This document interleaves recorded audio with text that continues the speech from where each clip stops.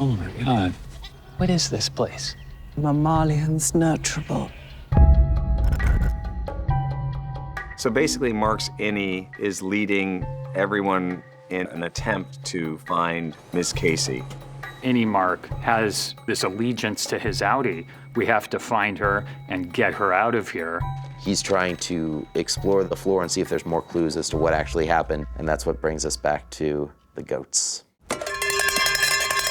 The goat room was my favorite place we ever shot. We had actual goats running around, and we see the people who are taking care of them. We get a little bit of a sense of their culture and how sort of cagey and paranoid they are. And then, of course, we have the gift of Gwendolyn Christie, who's there as their leader, and I think really is the soul of that group in a very fun way. But before you go, we would like to see your bellies.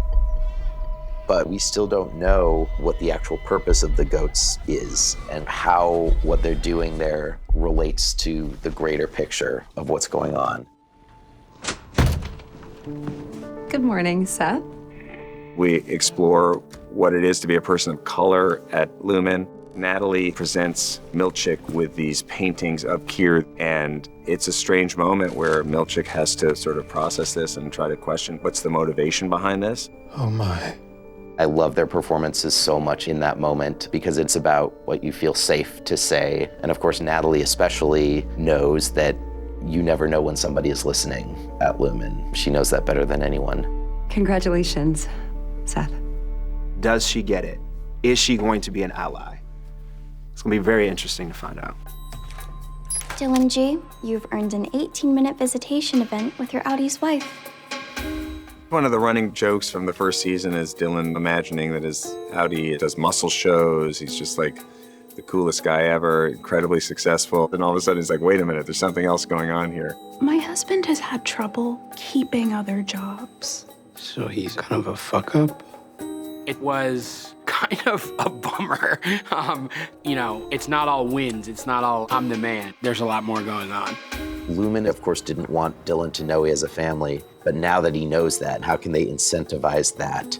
Because they know that that is now more important to him than any finger trap or caricature drawing. And so it just becomes the ultimate perk. It becomes do your job and don't cause a fuss, and we will give you the thing that is the most important to you in the world. He's also not really allowed to tell his coworkers about what's happening, so it kind of isolates him from them in a way that puts him at odds with all of his friends on the severed floor. Jesus Christ. So Mark sees us all. She's basically coming to him saying, if you actually want to make contact with your innie, reintegration is the only way. We see in the first season how dangerous reintegration is by what happens to Petey. So at first, Mark is reticent about it. It's not until he learns Gemma may be alive that he's able to just say, yeah, okay, screw it, let's do it, let's try. I want to see my wife.